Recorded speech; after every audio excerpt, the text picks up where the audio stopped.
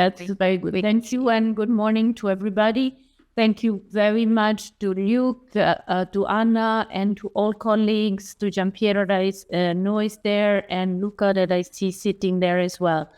Thank you for this introduction. Let me give you a bit more specific information about the meeting today and what we are hoping actually to gather from you and the debate that hopefully will start in this meeting today.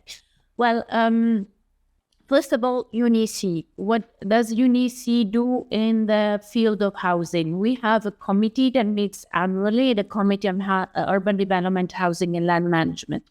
And every year, the committee discusses many challenges related to cities, including the specific one of housing.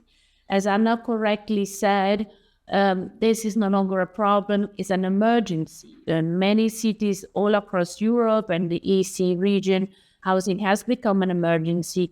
And this is the reason why the committee decided to call and convene this year a ministerial meeting. So a meeting of ministers responsible for housing on the 8th of October in Geneva.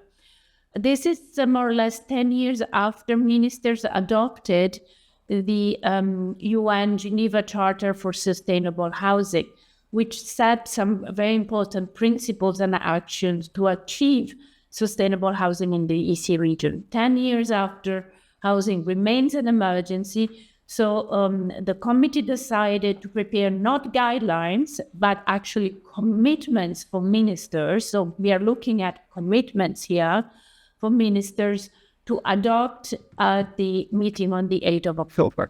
So what we would like you to do today is really to discuss the financing aspects of housing and help us complete, and these commitments are already being drafted, and shortly I'll just give you a sense of them, but really to understand better the aspects related to the financial the financing of housing and the financial challenges related to housing. I know there are many experts around the table, and as Anna also mentioned, there will be a paper prepared by LIUC and Mr. Bambagioni on this topic.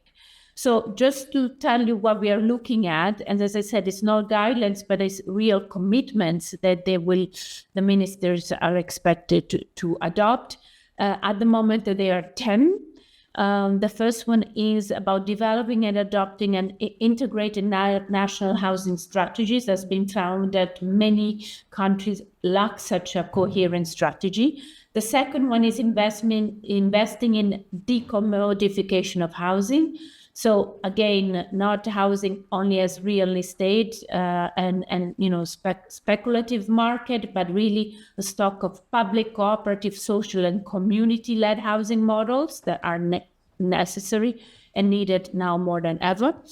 Retrofitting the housing stock. We know that there is housing being built, but there is old housing stock which has not been retrofitted in all cities across the region, hence the need to commit to do so. Then establish active land policies at the national and local levels. Again, housing is based also on effective land policies, so the need to establish and counter speculative practices, enabling affordable housing supply and promoting equitable land use. Creating national housing data observatories in regional data sharing platforms. Not everybody can count on these data and the availability of data to support evidence-based decision-making, and overall monitor the housing needs and affordability trends in cities across the region. The sixth point and commitment is the adoption of innovative financial tools such as green bonds, sustainability-linked loans, and blended finance instruments to attract private investment in sustainable housing. And this is probably also the area where the meeting today can really focus on and elaborate this point and provide information on how we can really adopt and minister can adopt these financing tools.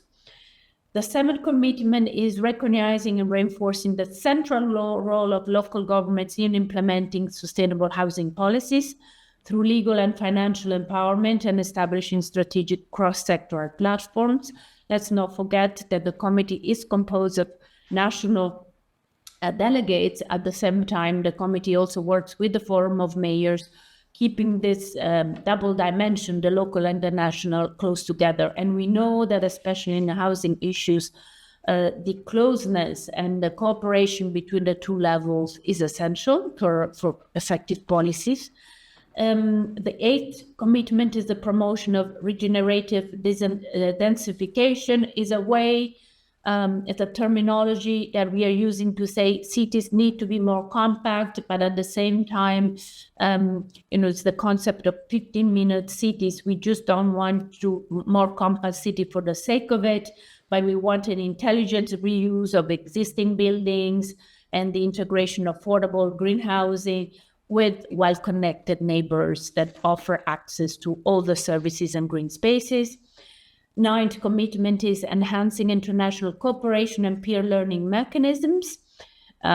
This is important. We can learn from each other, good practices, capacity building, and really enable countries and local authorities to address housing challenges. And the last but not least is to align national housing policies with the principles of the Geneva UN Charter. Let's not forget, this is an important document with principles such as social inclusion, economic efficiency, and environmental sustainability.